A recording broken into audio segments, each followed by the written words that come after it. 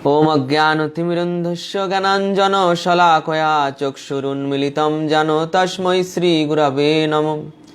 श्रीचैतन्यमनोभीष्टं स्थापितं येन भूतले स्वयं रूप कदा मह्यं ददाति स्वपदान्तिकम्। नमो विष्णुपादाय कृष्णपृष्ठाय भूतले श्रीमते भक्तिवेदान्त स्वामिनिति नामिने। नमस्ते सरस्वती देवी गौरवाणी प्रचारिणे निर्विशेष शून्यवादी पाश्चात्य देशतारिणे। वाञ्छाकल्पतरुभ्यश्च कृपा सिन्धुभ्यैव च पतितानां पावनेभ्यो वैष्णवेभ्यो नमो नमः। नमो महावदन्याय कृष्ण प्रेम प्रदायते कृष्णाय कृष्ण चैतन्य नाम्ने गौरतिसे नमो नमः। जय श्री कृष्ण चैतन्य प्रभु नित्यानंद श्री अद्वैत गदाधर श्रीवासादि गौर भक्तवृंद। हरे कृष्ण कृष्ण कृष्ण हरे हरे, हरे राम राम राम हरे हरे। हरे कृष्ण। भक्ति शास्त्रीर पंचम यूनिटेर उपदेशामृतेर सर्वशेष क्लास। आज क्लासे उपस्थित समस्त भक्तवृंद के स्वागतम। আমাদের আজকের বিষয় উপদেশামৃতের সর্বশেষ শ্লোক, একাদশ শ্লোক। এই শ্লোকের বিষয়বস্তু হচ্ছে শ্রী শ্রী রাধা কুণ্ডের মাহাত্ম্য বা মহিমা। শ্রীল রূপ গোস্বামী পাদ যেভাবে বর্ণনা করেছেন সেই বর্ণনা অনুযায়ী আমাদের আলোচনায় প্রথমে শ্রীল ভক্তি বিনোদ ঠাকুরের তাৎপর্য, তারপর শ্রীল ভক্তি সিদ্ধান্ত সরস্বতী প্রভুপাদের তাৎপর্য টিকা, তারপর শ্রীল ভক্তি বেদান্ত স্বামী শ্রীল প্রভুপাদের তাৎপর্য ব্যাখ্যার উপর আলোচনা হবে। তো এই শ্লোকটি একটি বিশেষ ছন্দে, এর নাম মন্দাক্রান্ত ছন্দ। দেখুন কিভাবে শ্লোকটি পড়তে হয়। কোথায় আমি থামছি সেটা ভালো করে লক্ষ্য করবেন। কৃষ্ণ সচ্চই প্রণয় বসতি প্রেয়সীভ্যপি রাধা কুণ্ডম চাস্যামুনিভিরভি তস্তাদৃগেব বাধাই ইয়াত প্রেষ্ঠের পল্লভমসুলভম কিম পুনর্ভক্তির্ভাজম তৎপ্রেমেদম সকৃদপিশর স্নাতুরাবিষ্করতি।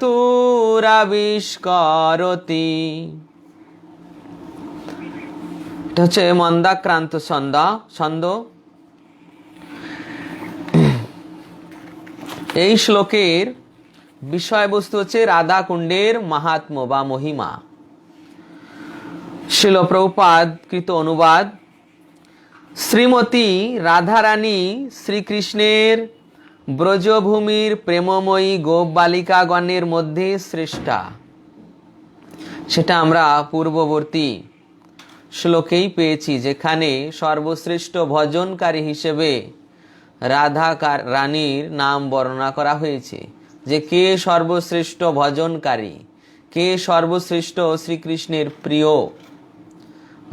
পাওয়া গিয়েছে কি রূপ গোস্বামী পাদ নির্ণয় করে দিয়েছেন শ্রীমতী রাধারানী, এবং সর্বশ্রেষ্ঠ ভজনস্থলী শ্রী শ্রী রাধাকুণ্ড।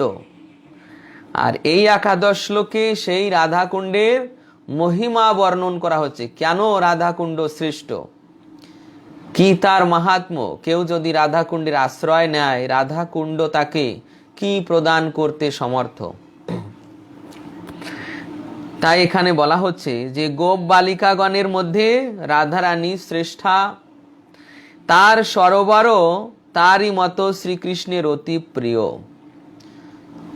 শ্রীকৃষ্ণের অতি প্রিয় এই সরোবর। কেন না, এই সরোবরটা নির্মাণ করেছিলেন রাধারানী তার হাতের বালা দিয়ে।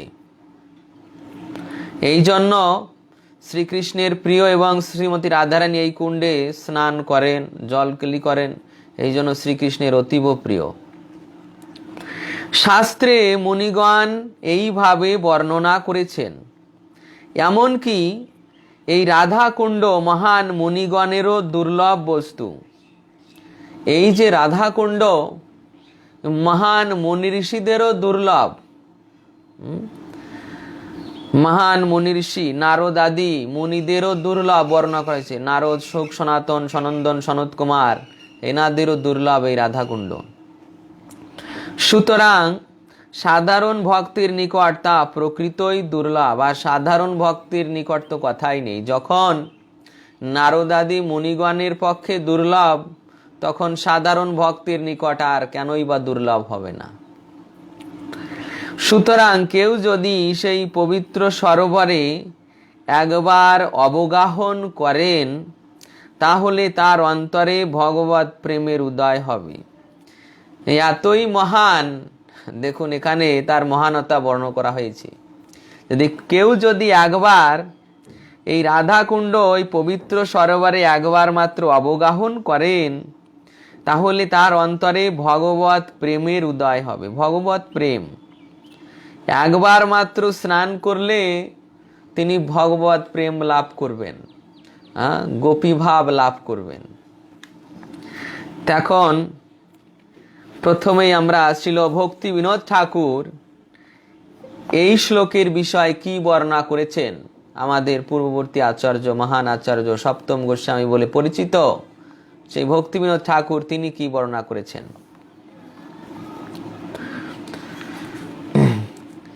সকল প্রেয়সী শ্রেষ্ঠা বৃষভানু সুতা, তাহার সরসী নিত্য শ্রীকৃষ্ণ দয়িতা।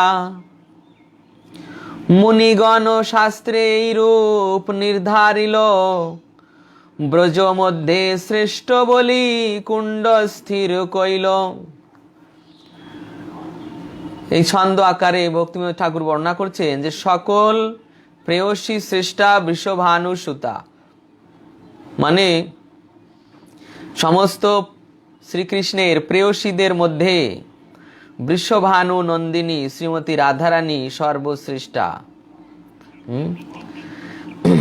কেননা সেই রাধারানীরই প্রকাশ, রাধারানীর কায়ভূয় স্বরূপ প্রকাশ হচ্ছে ওই সমস্ত গোপীগণ, তারা রাধারানী থেকে প্রকাশিত। রাধারানীর কায়ভূয় প্রকাশ বলা হয় গোপীদের। এইভাবে ভগবানের যে লাদিনী শক্তি, আনন্দদায়িনী শক্তি, তার মূর্তিমান প্রকাশ হচ্ছে রাধারানী। রাধারানীর মধ্যেই সমস্ত প্রকার গুণ বর্তমান, সমস্ত সৌন্দর্য বর্তমান, সমস্ত কান্তি বিদ্যমান। তাহার সরসী মানে তার কুণ্ড, নিত্য শ্রীকৃষ্ণ দয়িতা। সেই শ্রীমতী রাধারানীর যে কুণ্ড, তা সর্বদা শ্রীকৃষ্ণের দয়িতা, সর্বদা শ্রীকৃষ্ণের প্রিয়া। সেই কুণ্ড ঠিক রাধারানীর মতো শ্রীকৃষ্ণের প্রিয়া। মুনিগণ শাস্ত্রে এইরূপ নির্ধারিল, মানে মুনিগণ, আমাদের যে মহান মহান মুনি ঋষিগণ, শাস্ত্রে তারা এটাই নির্ধারণ করেছেন। ব্রজ মধ্যে শ্রেষ্ঠ বলি কুণ্ডে স্থির কইল। ব্রজভূমির মধ্যে সর্বশ্রেষ্ঠ স্থান হচ্ছে এই রাধাকুণ্ড। সর্বশ্রেষ্ঠ স্থান রাধাকুণ্ড। আমরা যে গতদিন আমরা পাঠ করেছিলাম যে বৈকুণ্ঠ জগৎ, বৈকুণ্ঠ জগৎ থেকে শ্রেষ্ঠ হচ্ছে কি মথুরা। তার আগেও বর্ণনা করা হয়েছিল যে ভগবানের সৃষ্টিতে যত জগৎ আছে তার মধ্যে শ্রেষ্ঠ হচ্ছে এই 75% অপ্রাকৃত জগৎ। জড় জগৎ 25% আর 75% অপ্রাকৃত জগৎ। এই অপ্রাকৃত জগতের মধ্যে বৈকুণ্ঠের মধ্যে শ্রেষ্ঠ হচ্ছে মথুরা ধাম, কেন শ্রীকৃষ্ণের আবির্ভাব ভূমি। তার মধ্যেও শ্রেষ্ঠ হচ্ছে বৃন্দাবন, যেখানে শ্রীকৃষ্ণের রাসলীলা বিলাস হয়েছিল। বৃন্দাবনের মধ্যেও শ্রেষ্ঠ হচ্ছে গিরি গোবর্ধন, কেন শ্রীকৃষ্ণ সেখানে সখাসখীদের নিয়ে বিভিন্ন লীলাবিলাস করেছেন। গোবর্ধনের পাদদেশ বিরাজিত রাধা কুণ্ড গোবর্ধন থেকেও শ্রেষ্ঠ, কেননা তা শ্রীমতীর কুণ্ড। শ্রীমতীর কুণ্ড যেহেতু, তাই তা গোবর্ধন থেকেও শ্রেষ্ঠ, শ্রীকৃষ্ণের অতীব প্রিয়, এবং যেহেতু রাধারানীর সরসী, রাধারানীর কুণ্ড, এই জন্য তা রাধারানীর মতোই শ্রীকৃষ্ণের কাছে প্রিয়। তাই এই রাধা কুণ্ডই হচ্ছে সর্বশ্রেষ্ঠ ভজন স্থলী।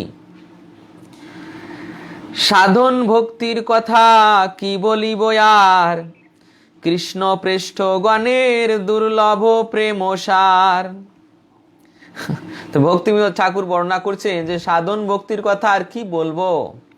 এই সাধন ভক্তি করে কেউ প্রেম লাভ করবে, সাধন ভক্তি করে কেউ কৃষ্ণ পৃষ্ঠগণ, মানে সাধন ভক্তি করার ফলে কেউ শ্রীকৃষ্ণের শুদ্ধ ভক্ত হবে, শুদ্ধ ভক্ত হওয়ার ফলে কৃষ্ণের সেই শুদ্ধ ভক্তদের মধ্যে কেউ প্রেমৈক্য নিষ্ঠ শুদ্ধ ভক্ত হবে, সেই প্রেমৈক্য নিষ্ঠ শুদ্ধ ভক্তদের মধ্যে কেউ যে গোপীদের মতো প্রেম লাভ করবে, সেটা অত্যন্ত দুর্লভ।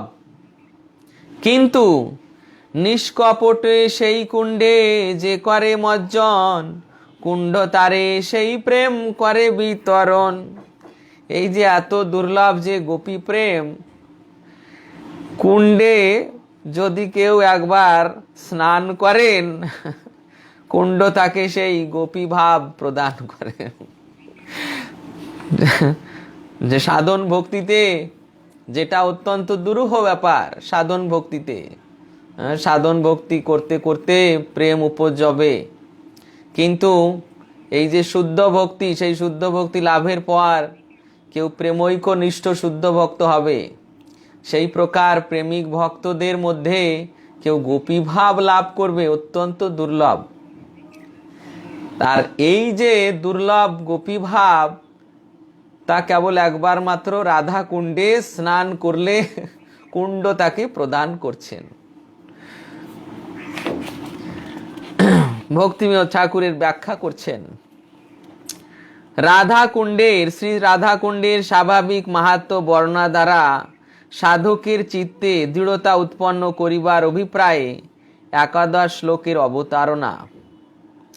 যে রাধা কুণ্ডের মহিমা কি, কেন শাস্ত্রে এইভাবে রাধা কুণ্ডের মহিমা বর্ণনা করা হয়েছে, তো সেই সমস্ত ভক্তদের চিত্তে দৃঢ়তা উৎপন্ন করার জন্য যে রাধা কুণ্ডের এমন মহিমা রয়েছে, এই অভিপ্রায়ে এই একাদশ শ্লোক বর্ণনা করা হয়েছে।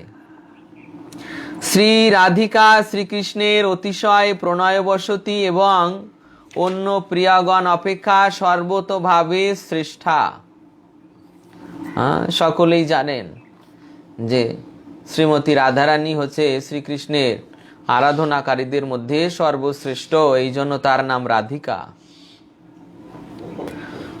স্বয়ং গোপিকারাই এটা নির্ণয় করেছেন ভাগবতে, অনয়ারাধিত নূনম ভগবান হরিশ্বর ইয়ন্ন বিহায় গোবিন্দ প্রীত যমুনাদ্রহ।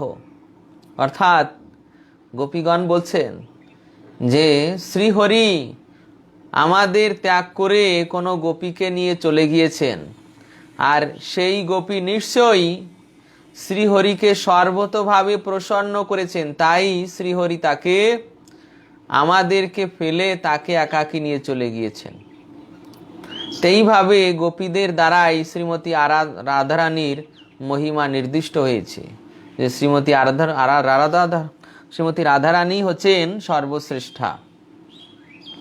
কেবল সাধক ভক্ত দিগের কথাই তো নাই, যে প্রেম নারদাদি পৃষ্ঠবর্গের পক্ষেও দুর্লভ, তাহা অনায়াসে ভক্তিপূর্বক রাধা কুণ্ডে স্নান করিলে সেই কুণ্ড প্রদান করে।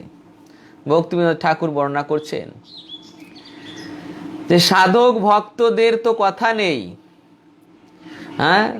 সাধক ভক্তরা যে ওই সাধনা করতে করতে প্রেম লাভ করবে, প্রেমৈক্যনিষ্ঠ হবে, তারপর গোপী প্রেম লাভ করবে সাধনার দ্বারা, এটা নারদাদি ভক্তদের পক্ষেও দুর্লভ।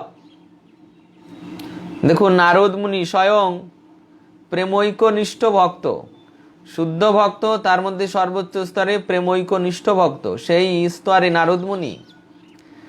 তো এখানে বর্ণনা করা হচ্ছে নারদ মুনির পক্ষেও সেই গোপীভাব লাভ করে, গোপীভাব লাভ করা অত্যন্ত দুর্লভ।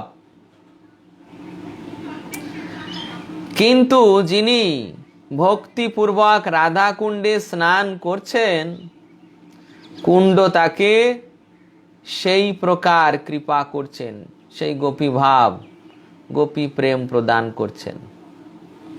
সুতরাং রাধা কুণ্ড এই সমস্ত ভজন পরায়ণ দিগের বাসযোগ্য স্থান। অপ্রাকৃত ব্রজে অপ্রাকৃত গোপী দেহ লাভ করিয়া শ্রী শ্রী রাধা কুণ্ডে স্বীয় গুরুরূপা সখীর কুঞ্জে পাল্য দাসী ভাবে অবস্থিতি করত বাহ্যে নিরন্তর নামাশ্রয় পূর্বক শ্রীকৃষ্ণের অষ্টকালীয় সেবায় শ্রীমতী রাধিকার পরিচর্যা করাই চৈতন্য চরণাশ্রিত ব্যক্তির ভজন চাতুরী। ভক্তিবিনোদ ঠাকুর সর্বশ্রেষ্ঠ উপদেশ দিয়েছেন যে সর্বশ্রেষ্ঠ ভজন চাতুরী কি? সর্বশ্রেষ্ঠ ভজন চাতুরী মানে ভজনের কুশলতা কি? সর্বশ্রেষ্ঠ ভজনের কুশলতা কি সেটা বলছেন যে এই অপ্রাকৃত ব্রজে,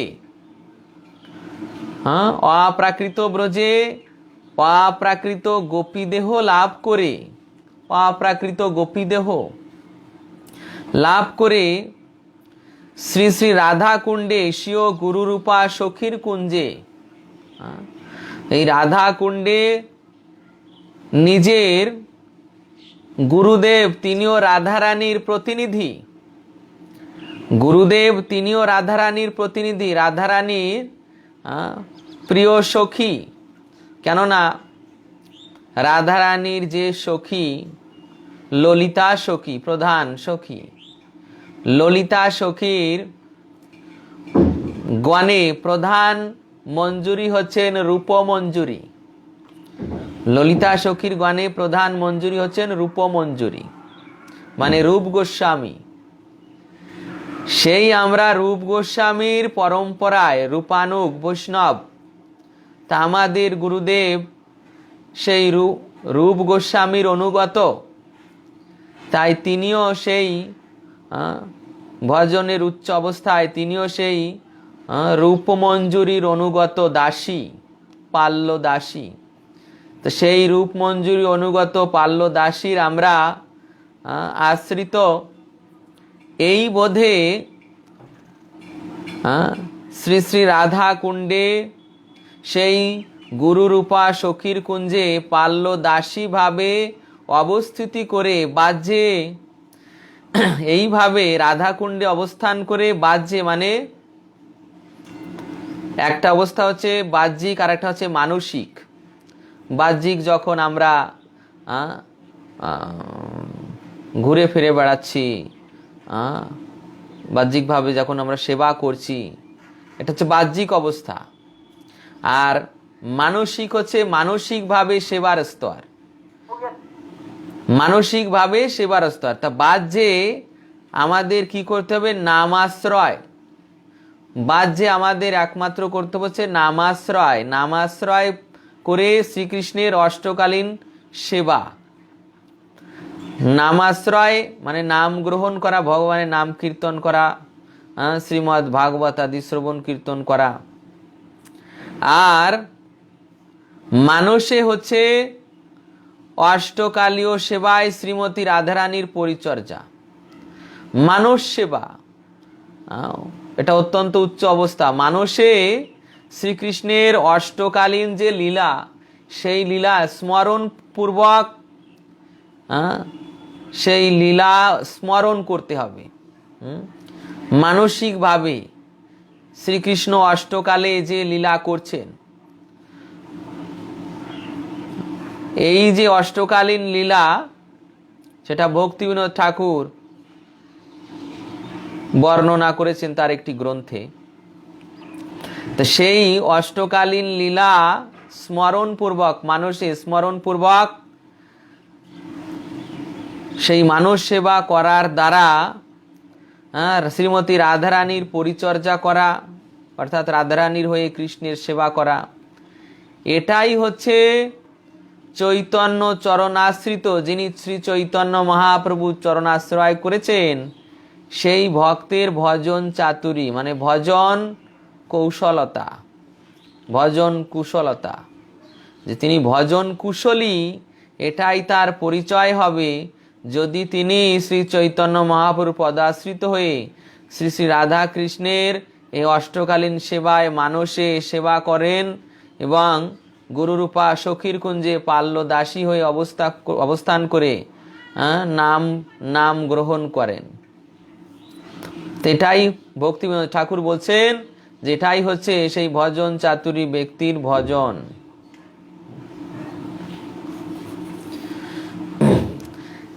এই শ্লোকের উপর শিল ভক্তি সিদ্ধান্ত সরস্বতী প্রভুপাদ বর্ণনা করছেন। শ্রীমতী রাধিকা, শ্রীমতী রাধিকা কৃষ্ণকান্তা শিরোমণি, কৃষ্ণ প্রিয়া মধ্যে তার সমনাহি ধ্বনি। শ্রীমতী রাধিকা কৃষ্ণকান্তা শিরোমণি, শ্রীকৃষ্ণের যত কান্তা আছে অর্থাৎ প্রেয়সী, সেই কান্তাদের মধ্যে শিরোমণি হচ্ছে রাধিকা। কৃষ্ণ প্রিয় মধ্যে তার সম নাহি ধ্বনি, অর্থাৎ কৃষ্ণের যারা প্রিয়া আছেন তাদের মধ্যে আর কেউ রাধারানীর মতো সমান নয়। অর্থাৎ রাধারানী যে ধনে ধনী, তিনি নিরন্তর কৃষ্ণ ভাবময়ী, কৃষ্ণ প্রেমময়ী, সেই প্রকার ভাব আর কারণে মহাভাব স্বরূপিণী। মুনিগণ শাস্ত্রে রাধা কুণ্ডেরও বর্ণনে, গান্ধর্বিকা তুল্য কুণ্ড করায়ে গণনে। শাস্ত্রে মুনিগণ এইভাবে রাধা কুণ্ডকে কার সঙ্গে তুলনা করেছেন? গান্ধর্বিকা তুল্য, মানে শ্রীমতী রাধারানীর তুল্য।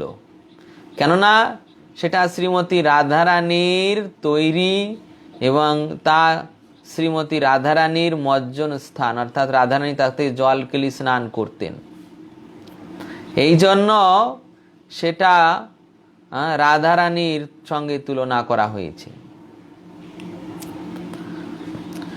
নারদাদি প্রিয় বর্গে যে প্রেম দুর্লভ, অন্য সাধকেতে তাহা কভু না সুলভ। কিন্তু রাধা কুণ্ডে স্নান যেই জন করে, মধুর রসেতে তার স্নানে সিদ্ধি ধরে। অপ্রাকৃত ভাবে সদা যুগল সেবন, রাধা পাদ পদ্ম লভে সেই হরিজন।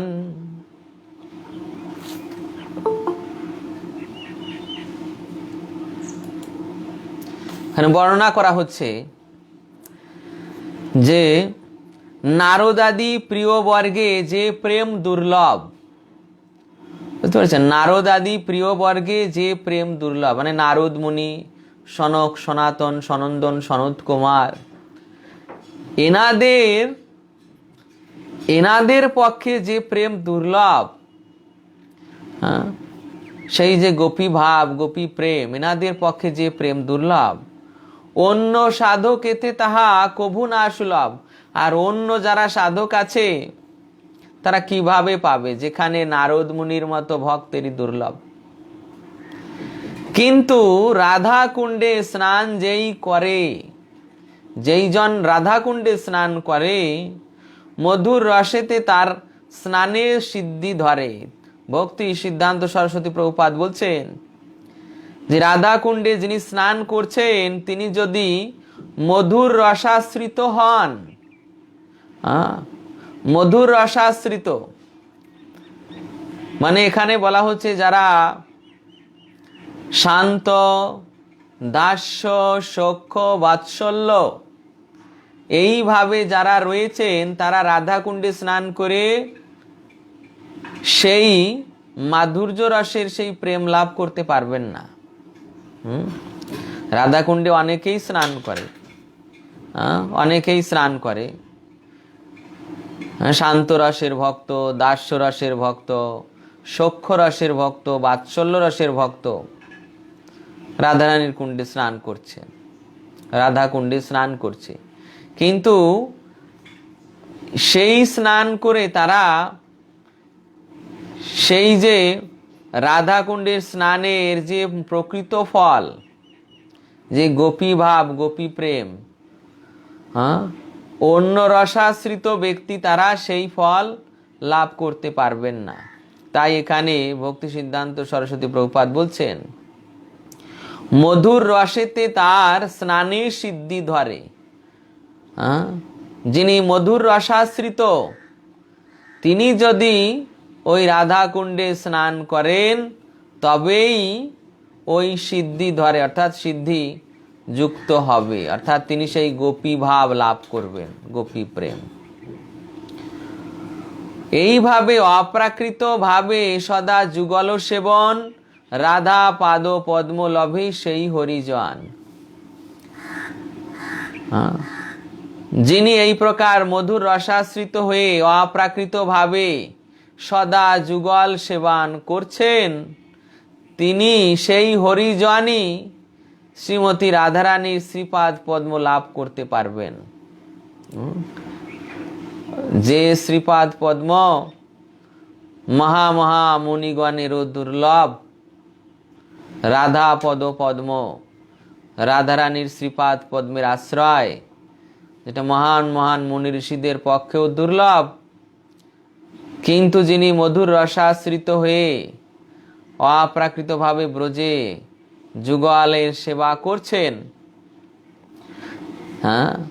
তারাই একমাত্র সেই রাধা পদ পদ্ম লাভ করতে পারবেন। অত্যন্ত দুর্লভ বস্তু।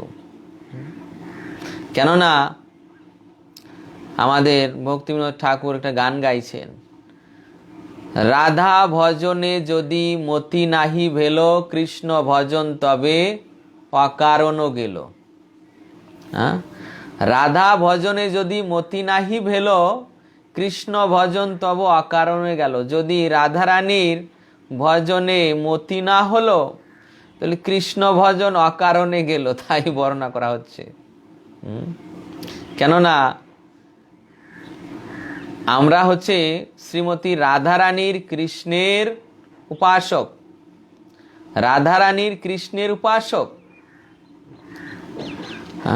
আমরা সরাসরি কৃষ্ণের উপাসক নই, আমরা রাধারানীর কৃষ্ণের উপাসক। তো সেই রাধারানীর কৃষ্ণকে লাভ করতে হলে সেই রাধারানীর মাধ্যম দিয়ে লাভ করতে হবে। কেননা রাধারানীর যে কৃষ্ণ, এই যে কৃষ্ণ ব্রজেন্দ্রনন্দন শ্যামসুন্দর, তিনি সর্বদা জ্ঞান করেন যে তিনি রাধারানীর সম্পদ, তিনি রাধারানীর সম্পদ। এই জন্য রাধারানীর সম্পদ তার কাছ থেকেই লাভ করতে হবে। তাই রাধারানী যাকে পদ আশ্রয় প্রদান করবেন, রাধারানী যাকে কৃপা করবেন, তিনি সেই শ্যামসুন্দরের প্রকৃত কৃপা লাভ করবেন। তিনি রাধারানীর গণে গণিত হবেন। প্রভুপাদ পার্পটে এক জায়গায় লিখেছেন যে ভগবান শ্রীকৃষ্ণের সর্বশ্রেষ্ঠ কৃপা তারাই পাবে যারা শ্রীমতী রাধারানীর পদ আশ্রয় লাভ করতে পেরেছেন, যিনি শ্রীমতী রাধারানীর গণে যুক্ত হতে পেরেছেন। শ্রীবার্ষ ভানবী কবে দ্বৈত দাসেরে, কুণ্ড তীরে স্থান দিবে নিজ জন করে। এরপর ছিল ভক্তি সিদ্ধান্ত সরস্বতী প্রভুপাদ শ্রীমতী রাধারানীর মহিমা সম্পর্কে একটু বিশ্লেষণ করেছেন। ছিল ভক্তি সিদ্ধান্ত সরস্বতী প্রভুপাদের দীক্ষিত নাম ছিল শ্রী বার্ষ ভানবী দেবী দ্বৈতা দাস, শ্রী বার্ষভানবী দেবী দ্বৈতা দাস, দ্বৈত দাস, শ্রী বার্ষভানবী দেবী দ্বৈত দাস। আমাদের ছিল ভক্তি সিদ্ধান্ত সরস্বতী প্রভুপাদের দীক্ষিত নাম ছিল গৌরকিশোর দাস বাবাজি মহারাজ।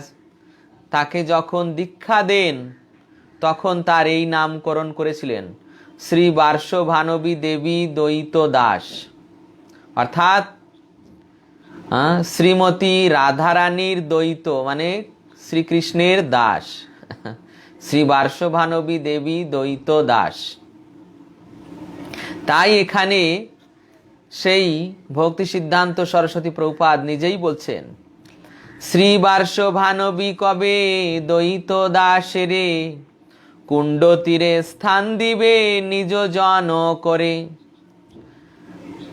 শ্রীমতী রাধারানী কবে আমাকে কুণ্ড তীরে স্থান দিবে, কি মনে করে? নিজজন, নিজজন মনে করে শ্রীমতী রাধারানী কবে এই দ্বৈত দাসে অর্থাৎ শ্রীকৃষ্ণের দাসকে তার কুণ্ড তীরে স্থান দিবেন।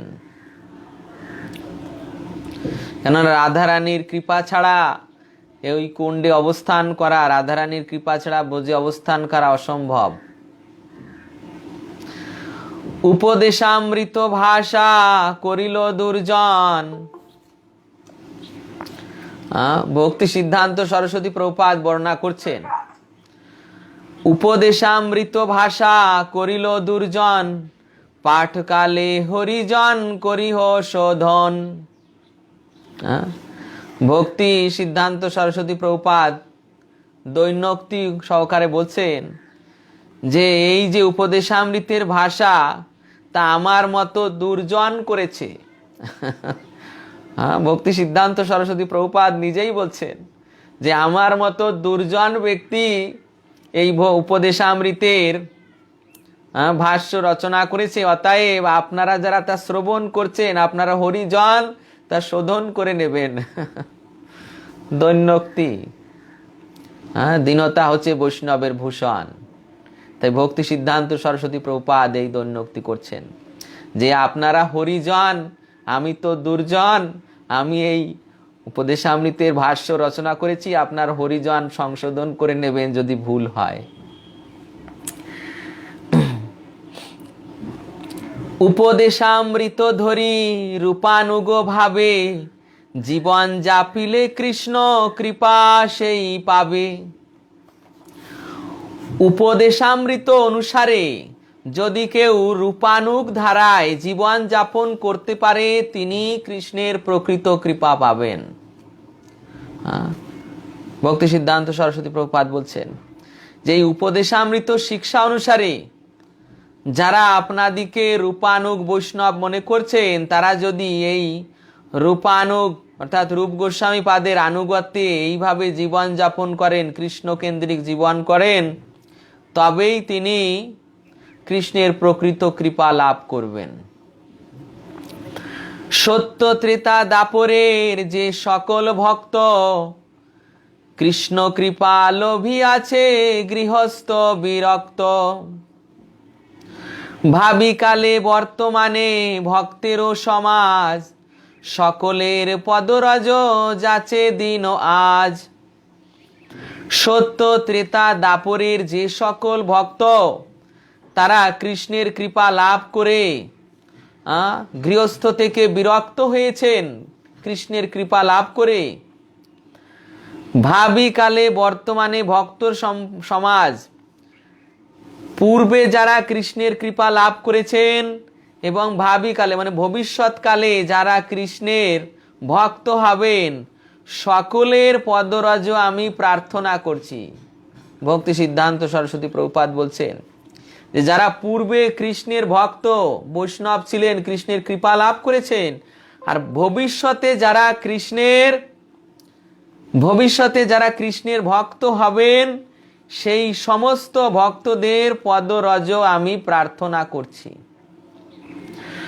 ভকতি বিনোদ প্রভু অনুগ যে জন, দ্বৈত দাসের তার পদে নিবেদন। দয়া করি দোষ হরি বল হরি হরি, উপদেশামৃত বারি শিরোপরি ধরি। ভক্তি সিদ্ধান্ত সরস্বতী প্রভুপাদ বলছেন যে যিনি ভক্তি বিনোদ ঠাকুরের অনুগজন মানে অনুগত জন, ভক্তি বিনোদ ঠাকুরের ধারায় যারা তার পদাশ্রিত বা যারা তার উপদেশ অনুসারে চলছেন, প্রদর্শিত পথ অনুসারে যারা চলছেন, সেই সমস্ত অনুগজনদের অর্থাৎ ভক্তি বিনোদ ঠাকুরের অনুগত জনদের শ্রীপাদ পদ্মে আমি প্রার্থনা নিবেদন করছি। কে? দ্বৈত দাস। দ্বৈত দাস মানে ভক্তি সিদ্ধান্ত সরস্বতী প্রভুপাদ। তিনি প্রার্থনা নিবেদন করছেন কাদের? যারা ভক্তি বিনোদ ঠাকুরের আশ্রিত, চরণাশ্রিত বা তার ধারায় রয়েছেন। দয়া করি দোষ হরি বল হরি হরি, উপদেশামৃত বারি শিরোপরি ধরি। দোষ ত্রুটি বর্জন করে তারা যেন হরিনাম করেন এবং এই উপদেশামৃতের যে শিক্ষা সেটাকে যেন মাথায় ধরেন, শিরে ধরেন, অর্থাৎ সর্বশ্রেষ্ঠ রূপে গ্রহণ করেন।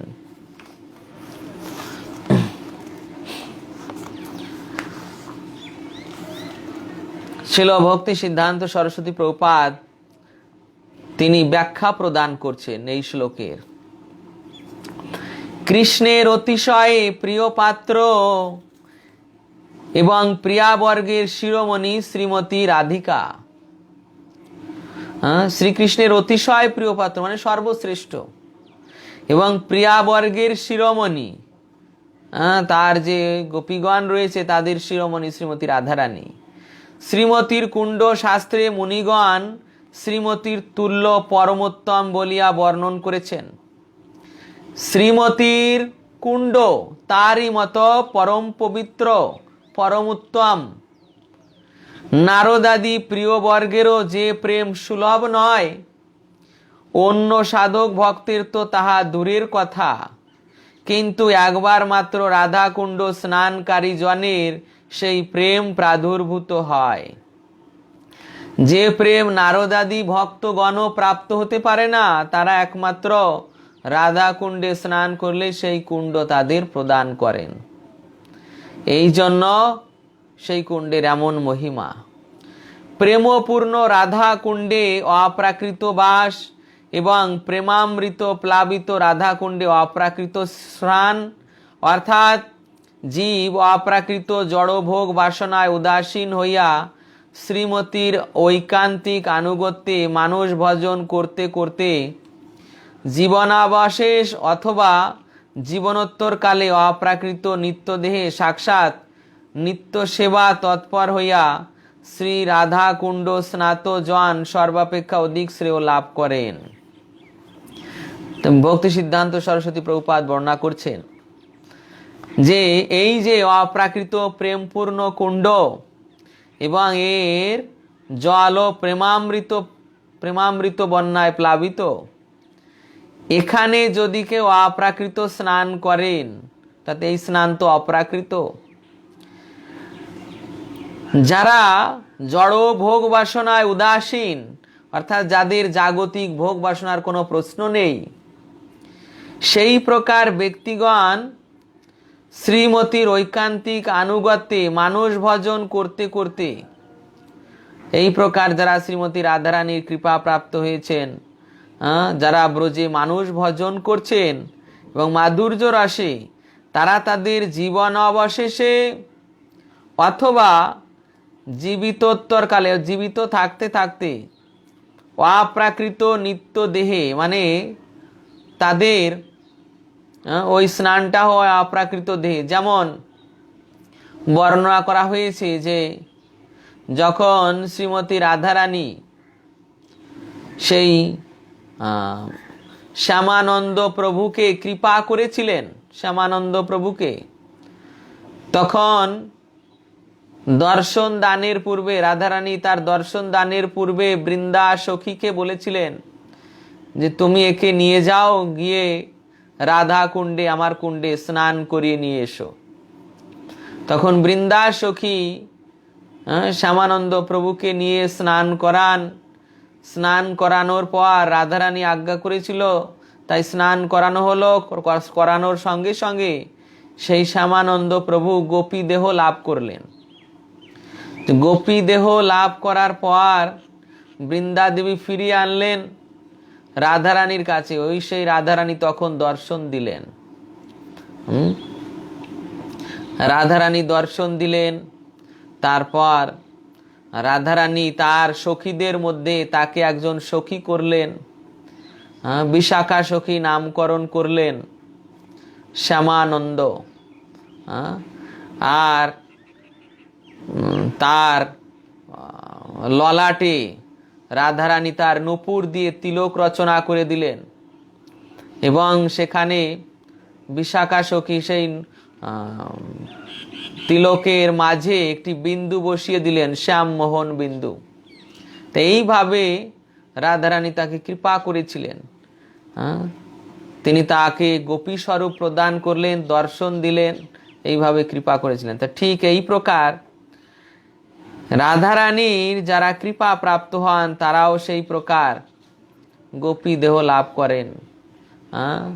যে গোপী দেহ বা গোপী প্রেম রাধা কুণ্ড স্বয়ং প্রদান করতে পারেন। তো এইভাবে এখানে বর্ণনা করা হয়েছে যে যিনি রাধা কুণ্ড স্নান করছেন, স্নান করতে পারেন, তিনি সর্বাপেক্ষা অধিক শ্রেয় লাভ করেন। তাহার সৌভাগ্য নারদাদি ভক্তগণেরও দুর্লভ পদবী। এই প্রকার যিনি রাধা কুণ্ডের স্নান করার সৌভাগ্য লাভ করেছেন, তাহার সৌভাগ্য নারদাদি ভক্তগণেরও দুর্লভ। বিষয়গণের কথা দূরে থাকুক, দাস্য সখ্য বাৎসল্য রসাশ্রিত ভক্তগণেরও রাধা কুণ্ডে স্নান দুর্লভ। বিষয়গণের তো কথাই নেই। যারা ব্রজে দাস্য ভক্ত, সখ্য ভক্ত, বাৎসল্য রসে ভক্ত, তাদেরও সেই রাধাকুণ্ডে স্নান হয় না। রাধাকুণ্ডে স্নান করলেই স্নান হয় না। বুঝতে পেরেছেন? এটা হচ্ছে তা সেই অর্থ যে ওখানে স্নান করলেই স্নান হবে না। যে রাধা কুণ্ড তিনি যদি কৃপা না করেন তাহলে সেখানে কেউ অবগাহন করতে পারে না, যেটা নারদাদি মুনিগণের পক্ষে দুর্লভ। তারপর দাস্য সখ্য বাৎসল্য রসাশ্রিত ভক্তগণের দুর্লভ। সেখানে কিভাবে এই প্রকার স্নান করলে স্নান হয়ে যাবে? রাধা কুণ্ড যখন কাউকে কৃপা করবেন তখনই সেই স্নান হবে। রাধা কুণ্ডে অপ্রাকৃত স্নানের কথা আর কি বলবো। এই জন্য রাধা কুণ্ডে স্নান হচ্ছে অপ্রাকৃত স্নান। স্নানকারী শ্রী বার্ষভানবীর পাল্যদাসী হইবার সৌভাগ্য পর্যন্ত লাভ করেন। এমনকি এখানে বলা হচ্ছে যে যিনি রাধা কুণ্ডে স্নান করেছেন তিনি রাধারানীর পাল্যদাসী, মানে রাধারানীর গণে গণিত হয়ে যান। পাল্যদাসী হওয়ার সৌভাগ্য লাভ করেন। এটা অত্যন্ত সৌভাগ্যের বিষয়। কোটি কোটি জন্মেও কেউ এটা চিন্তা করতে পারে না, হওয়া তো দূরের কথা, যে রাধারানীর কেউ পাল্যদাসী হবে।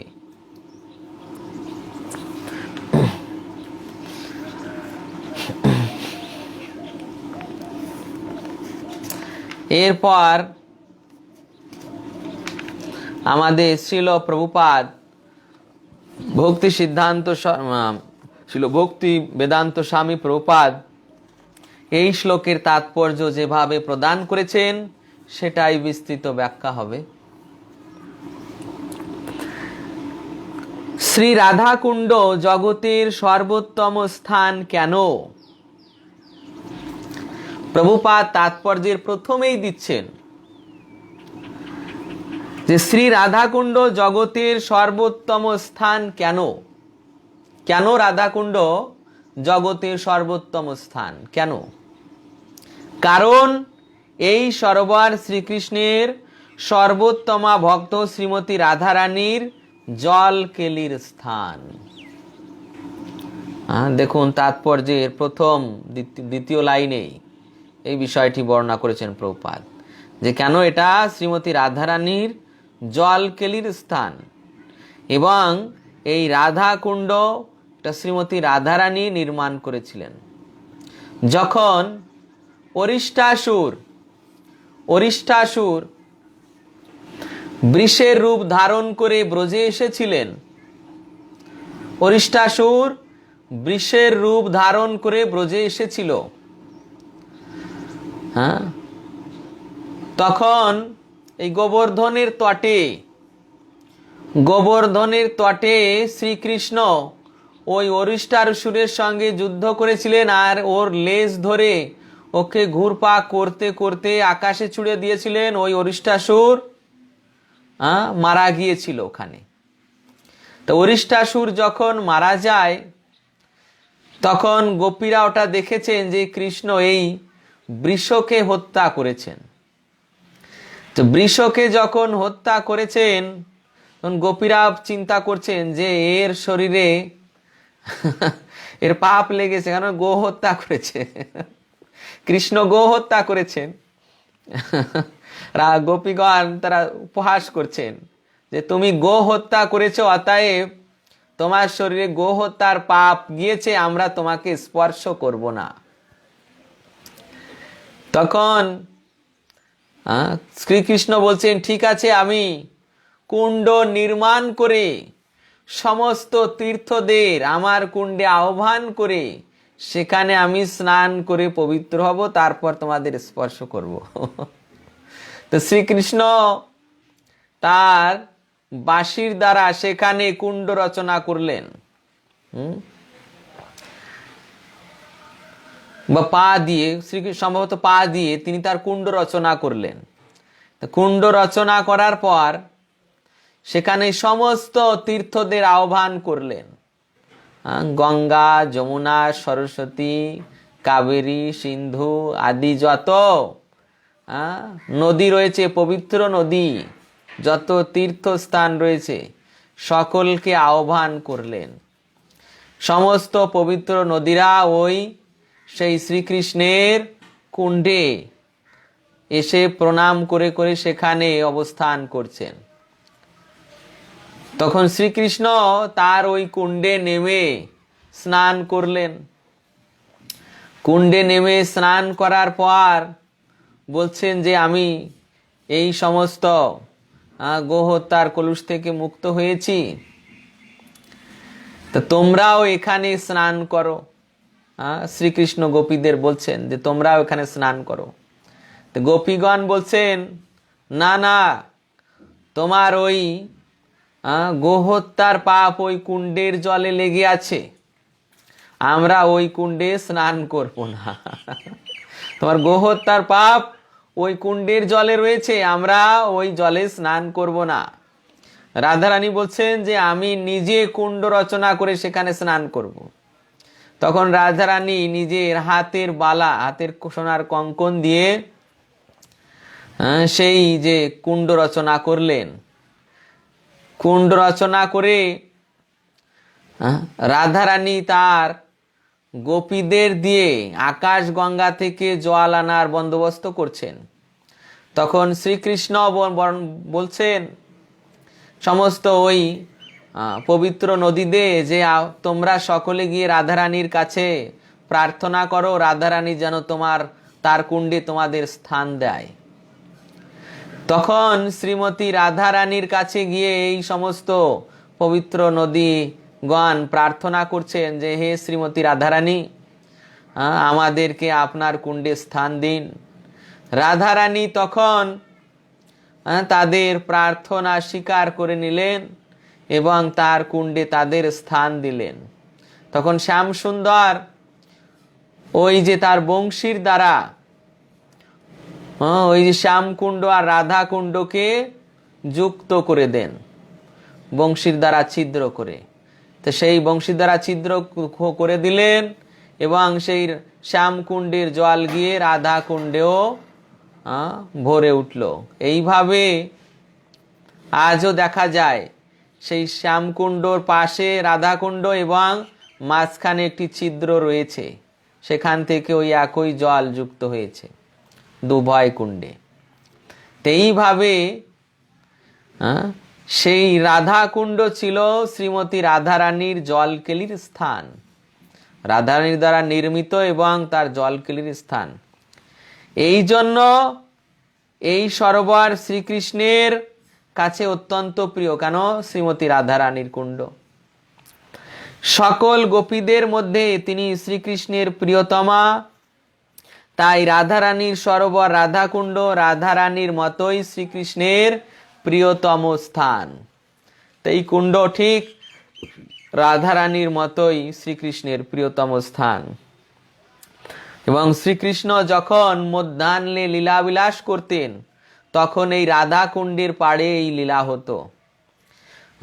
এই রাধা কুণ্ডের পাড়ে তারা ভোজন করতেন, সখীরা সেখানে ভোজন নিয়ে আসতেন, তারপর সেখানে লীলাবিলাস হতো।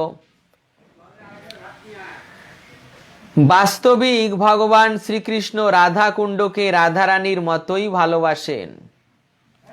এটা সত্য সত্য যে এই রাধা কুণ্ডকে শ্রীকৃষ্ণ ঠিক রাধারানীর মতোই ভালোবাসেন। শুধু বৈদি ভক্তি অনুশীলনকারী নয়, এমনকি নিবিষ্টভাবে ভগবত ভজনকারী মহাত্মারাও সহজে রাধাকুণ্ড লাভ করতে পারেন না, তাই রাধাকুণ্ড সত্যই দুর্লভ। তাই প্রভুপাদ লিখছেন শুধু বৈদি ভক্তি অনুশীলনকারী নয়, আমরা যারা বৈদি ভক্তি অনুশীলন করছি, বৈদি ভক্তি এই যে বিধি নিষেধ মেনে যে ভক্তি আমরা করছি, আমাদের ভক্তি স্বতঃস্ফূর্ত নয়। ব্রজের যারা ভক্ত তাদের ভক্তি হচ্ছে স্বতঃস্ফূর্ত, তাদের ভক্তি হচ্ছে রাগাত্মিকা ভক্তি। আর আমাদের ভক্তি যখন তাদেরকে দর্শন করে স্বতঃস্ফূর্তভাবে হবে তখন সেই ভক্তিকে রাগানুগা ভক্তি বলা হয়। তা আমরা সাধনার সর্বোচ্চ স্তরে এই রাগানুগা ভক্তি লাভ করতে পারি বৈদি ভক্তি থেকে। এখানে প্রভুপাদ বর্ণনা করছেন শুধু বৈদি ভক্তি অনুশীলনকারী নয়, এমনকি নিবিষ্টভাবে ভগবত ভজনকারী মহাত্মারাও সহজে রাধাকুণ্ডে লাভ করতে পারেন না। এই রাধাকুণ্ড লাভ করা অত সহজ নয়, তাই রাধাকুণ্ড সত্যই দুর্লভ। কেননা যেখানে বলছেন যে নিবিষ্টভাবে ভজনকারী মহাত্মারাও সহজে রাধাকুণ্ড লাভ করতে পারেন না। রাধারানীর কৃপা ছাড়া সেই রাধাকুণ্ড লাভ করা যায় না। শাস্ত্রে একবার উল্লেখ আছে যে একবার মাত্র রাধাকুণ্ডে স্নান করলে নাকি ভক্তের গোপী ভাবের উদয় হয়। ছিল প্রভুপাদ বর্ণনা করছেন যে রাধাকুণ্ডে স্নান করলে ভক্তের গোপী ভাবের উদয় হয়। প্রভুপাদ বলছেন যেটা শাস্ত্রে আছে। তাই ছিল রূপ গোস্বামীর মতে কেউ যদি রাধাকুণ্ড তটে স্থায়ীভাবে বসবাস নাও করতে পারে, তথাপি ভক্ত মাত্রেরই যতবার সম্ভব রাধাকুণ্ডে স্নান করা উচিত। ভগবত ভজনে এটি একটি অত্যন্ত গুরুত্বপূর্ণ সেবা। কৃষ্ণ সেবার মধ্যে এটি একটি গুরুত্বপূর্ণ সেবা। দেখুন, রাধাকুণ্ডে স্নান করা ভক্ত মাত্রেই যতবার সম্ভব রাধাকুণ্ডে স্নান করা উচিত, প্রভুপাদ বলছেন। এই প্রসঙ্গে ছিল ভক্তিবিনোদ ঠাকুরও লিখেছেন, রাধারানীর সখী মঞ্জুদের ভাব নিয়ে কৃষ্ণ সেবা করতে হলে ভজন উন্নতিকামীদের পক্ষে রাধাকুণ্ডই সবচেয়ে গুরুত্বপূর্ণ স্থান। যিনি এই ভগবত ভজন করে সিদ্ধ হবেন, সিদ্ধ হয়ে কোথায় যাবেন? গোলক বৃন্দাবনে যেতে চান, গোলক বৃন্দাবনে। ভক্তদের মধ্যে যারা সিদ্ধ দেহ লাভ করে অপ্রাকৃত ধাম গোলক বৃন্দাবনে যেতে চান তাদের রাধাকুণ্ড তটে ভজন করা উচিত এবং রাধারানীর ঘনিষ্ঠ কোনো মঞ্জুরির আশ্রয়ে ও তার নির্দেশে কৃষ্ণ সেবা করা উচিত। যারা সিদ্ধ দেহ, সিদ্ধ দেহ যখন আপনি চিন্ময়ত্ব লাভ করবেন। চিন্ময়ত্ব লাভ করবেন, সিদ্ধ দেহ প্রাপ্ত হবেন। হ্যাঁ, সিদ্ধ দেহের বৈশিষ্ট্য কি? তা সমস্ত দ্বন্দ্বভাব থেকে মুক্ত, তারপর ত্রিগুণাতীত,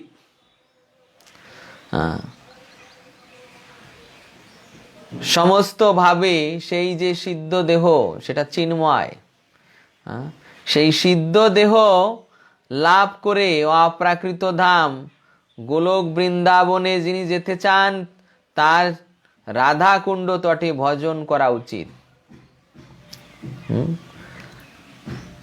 রাধা কুণ্ডের তট এতই পবিত্র এবং এতই মহান যে রাধারানীর ওই কুণ্ডে স্নান করলে, একবার মাত্র স্নান করলে সেই গোপী ভাব প্রদান করবেন কুণ্ড। তো এইভাবে যিনি ওই সিদ্ধ দেহ মানে আমাদের স্বরূপের যে দেহ, স্বরূপে মনে করুন যারা ব্রজে শান্ত রসের ভক্ত, যেমন বৃক্ষ লতাপাতা গুল্ম পশু পাখি গোবৎস গাভী, কৃষ্ণের হাতের লাঠি, এই সমস্ত এগুলো হচ্ছে শান্ত রসের ভক্ত। তো এই জগতে যারা শান্ত রসের ভক্ত তারা সেই চিন্ময় জগতে গিয়ে গোলক বৃন্দাবন গিয়ে ওখানেও সেই শান্ত রসের ভক্ত হন। যারা দাস্য রসের ভক্ত, চিত্রক পত্রক রক্তক, এইভাবে তাদের অনুগত হয়ে এখানে দাস্য রসের ভক্ত শ্রীকৃষ্ণের দাস হয়ে তার সেবা করছেন, শুদ্ধ দাস্য, তারা ওই ব্রজে গিয়ে গোলক বৃন্দাবনে সেই চিত্রক পত্রক রক্তকের অনুগত হয়ে সেবা করবেন কৃষ্ণের।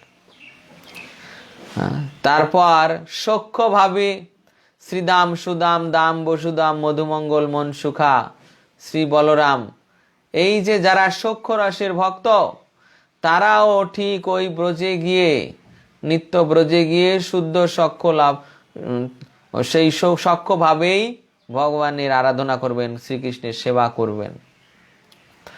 বাৎসল্য ভাবে মা যশোদা, নন্দ বাবা, রোহিণী মাতা, উপানন্দ আদি, এনারা যারা এই বাৎসল্য ভাবে আছেন তারাও ঠিক ওই ব্রজে গিয়ে বা তাদের পদাঙ্ক অনুসরণকারী তারা ওই ব্রজে গিয়ে বাৎসল্য রসের ভক্ত হবেন।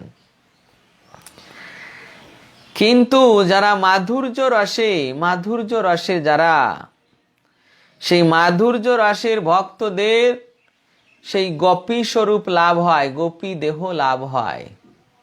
সেই গোপী দেহ লাভ করে তারা নিত্য ব্রজধামে গিয়ে সেই গোপী স্বরূপে শ্রীমতী রাধারানীর পাল্য দাসী হয়ে শ্রীকৃষ্ণের সেবা করেন।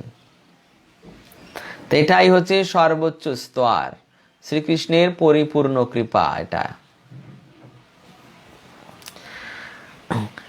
রাধা কুণ্ড তটে বাস করে ভগবত ভাবে আবিষ্ট থাকার কথা শাস্ত্রে আছে। সব রকম জড় ভাব ভোগ বাসনা ত্যাগ করে রাধারানী বা তার মঞ্জুরির অধীনে রাধা কুণ্ডে ভজন করা উচিত। এইভাবে সারা জীবন ভগবত ভজন করলে দেহত্যাগের পর ভগবত ধামে গিয়ে এইভাবে রাধারানীর অধীনে ভগবত ভজন করা যায়। তো প্রভুপাদ লিখছেন যিনি এইভাবে রাধারানী বা তার সখী মঞ্জুরির অধীনে এই রাধা কুণ্ডে ভজন করছেন, এই প্রকার ভগবত ভক্ত দেহত্যাগের পর ভগবত ধামে গিয়ে রাধারানীর অধীনে ভগবত ভজন করতে পারবেন। যে একবার এটা ব্রজের একটা সত্য ঘটনা, যে একবার এই রাধা কুণ্ডের পাড়ে একটা শ্রীগাল বাস করত। শ্রীগাল মানে শিয়াল যাকে বলা হয়, শিয়াল। তো ব্রজের কিছু সখা এসে ওই গর্তকে বন্ধ করে গর্তের মুখে তারা অগ্নিসংযোগ করে দিয়েছেন, আগুন জ্বালিয়ে দিয়েছেন। আর শ্রীগাল ওই গর্তের ভিতর হাউ হাউ করছে। আর এদিকে গর্তের মুখে অগ্নি সংযোগ করে দিয়েছে সখারা। তো অগ্নি সংযোগে ওই সে গর্তের ভিতর উত্তাপ পৌঁছে যাচ্ছে, আর ওই শৃগাল গর্তের ভিতর থাকতে পারছে না, খুব জোরে জোরে চিৎকার করছে। আর এই যে রাধা কুণ্ডের তীরে চিৎকার করছে, জোরে জোরে চিৎকার করছে, হ্যাঁ, রাধা কুণ্ড তো স্বয়ং রাধারানী, রাধারানী ওই চিৎকার, ওই আওয়াজ শুনতে পেরেছেন। শুনতে পেয়ে তার সখীদের পাঠিয়ে দিয়েছেন কাউকে, যে দেখে এসো সেখানে কি হয়েছে। এই যে রাধারানীর সখী এসেছেন, তিনি এসে দেখছেন যে ওই কিছু ব্রজের সখা রাধা কুণ্ডের তীরে একটা গর্তে অগ্নি সংযোগ করেছেন, আর ওই শৃগাল ওর ভিতর চিৎকার করছে, চিৎকার করছে। অগ্নিতে তার সমস্ত দেহ ঝলসে যাচ্ছে, এই করুণ চিৎকার করছে। ওকে ওইভাবে অগ্নি সংযোগ করে ওই সখারা যখন ওখান থেকে চলে গেল, তখন ওই অগ্নির প্রভাবে ওই শৃগালটা দগ্ধ হয়ে অগ্নিতে ওখানে রাধাকুণ্ডের তীরে দেহ ত্যাগ করলো। খুব বিলাপ করতে করতে, চিৎকার করতে করতে ওই রাধাকুণ্ডের তীরে দেহ ত্যাগ করলো। রাধারানীর কাছে যখন এই সংবাদ গেল, তখন রাধারানী তার সখীদের বর্ণনা করছেন যে এই করুণ বিলাপ, সে এত বিলাপ করছে, সে আমার এই কুণ্ডের তীরে দেহ ত্যাগ করেছে। তা ঠিক আছে, তোমরা যাও, ওকে আমার একজন সখী করে নিয়ে এসো। তখন রাধারানীর প্রিয় সখীগণ সেই যে শৃগালিটাকে একজন সখী করে ব্রজে নিয়ে গেল। তো এই যে রাধা কুণ্ডের এত মহিমা, যে এর মধ্যে যদি কেউ স্নান করেন, একবার মাত্র যদি কেউ স্নান করেন, তাকে সেই গোপী প্রেম প্রদান করা হচ্ছে, এবং তিনি সেই রাধারানীর পাল্য দাসী হিসেবে ব্রজ লীলায় যুক্ত হয়ে যাচ্ছেন। এই হচ্ছে সেই রাধাকুণ্ডের মহিমা।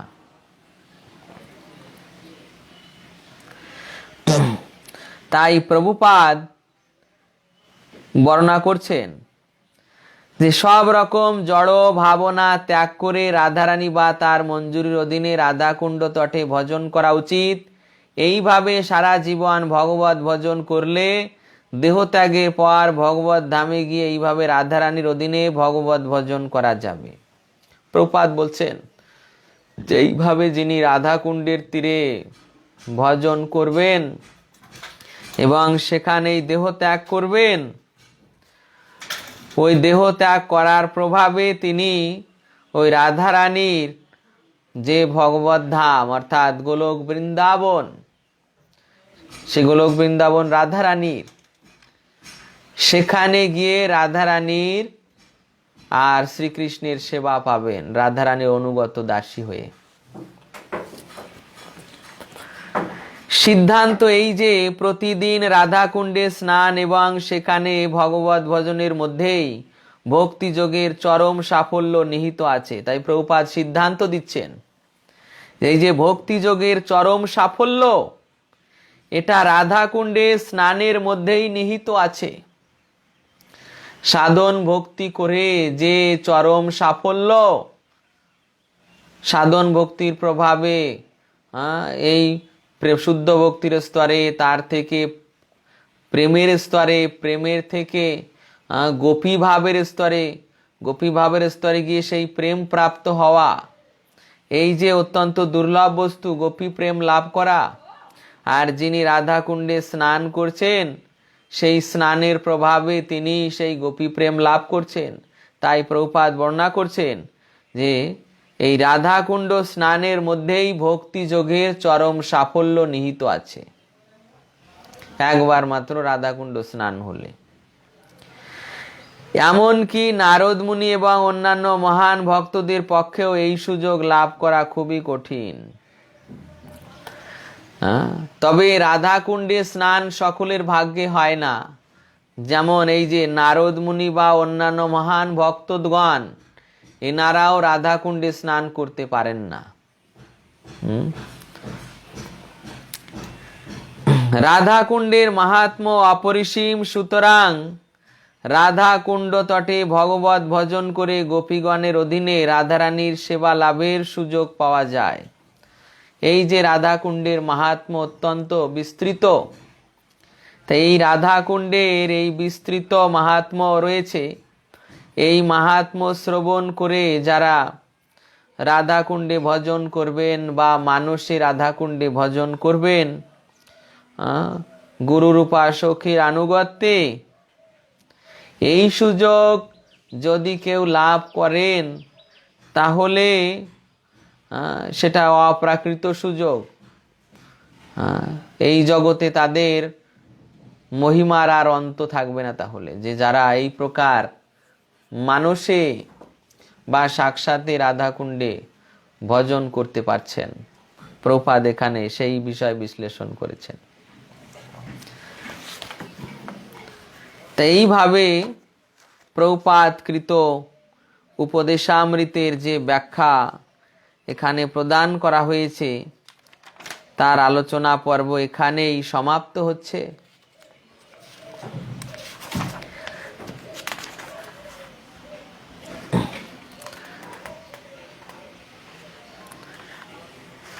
এইভাবে আমাদের আচার্য ছিল ভক্তিবিনোদ ঠাকুর, ভক্তি সিদ্ধান্ত সরস্বতী প্রভুপাদ এবং সর্বশেষে ছিল ভক্তি বেদান্ত স্বামী প্রভুপাদ এই রাধাকুণ্ডের স্নানের উপদেশ এবং সেখানে ভজনের উপদেশ এবং সর্বশ্রেষ্ঠ ভজনকারী রূপে শ্রীমতী রাধারানীকে নির্দেশ করেছেন, এই জন্য যে আমরা যেন সেই শ্রীমতীর অধীনে বা শ্রীমতী রাধারানীর যে অনুগত মঞ্জুরিগণ, যেমন রূপ গোস্বামী, সনাতন গোস্বামী, এই 6 জনই মঞ্জুরি, ষড় গোস্বামী প্রত্যেকেই মঞ্জুরি। তারপর ভক্তি বিনোদ ঠাকুর, তিনিও কমল মঞ্জুরি। ভক্তি সিদ্ধান্ত সরস্বতী প্রভুপাদ, তিনিও একজন মঞ্জুরি, নয়নমণি মঞ্জুরি। এইভাবে এনারা সকলেই সেই রূপ গোস্বামীর অধীন এবং রূপ গোস্বামী ললিতা সখীর অধীন, ললিতা সখী রাধারানীর অধীন। এইভাবে সেই রাধারানীর অধীনে এনারা আছেন। আমাদের গুরুবর্গ ঠিক এই শ্রী রূপ মঞ্জুরির অধীনে।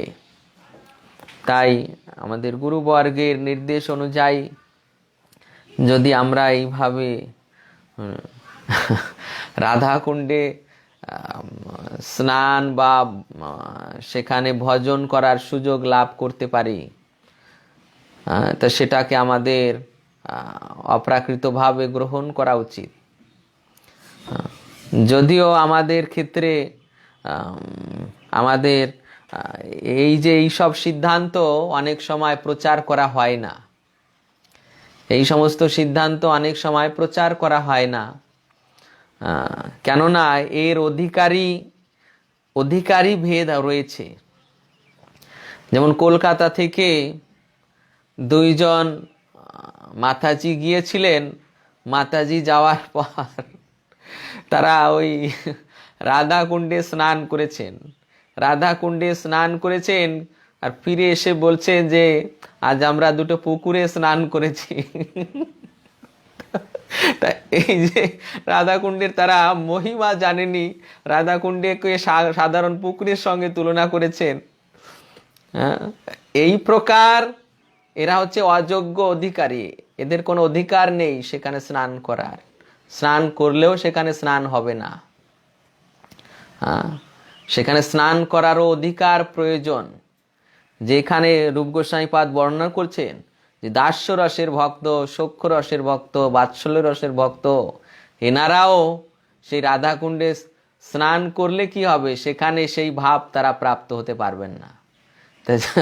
ওই শুধু স্নান করলেই হবে না, মধুর রসে সেই ভাবিত হতে হবে। মধুর রসে ভাবিত হয়ে যখন স্নান হবে, রাধারানী কৃপা করবেন, তখন সেই গোপী প্রেম তিনি প্রদান করবেন।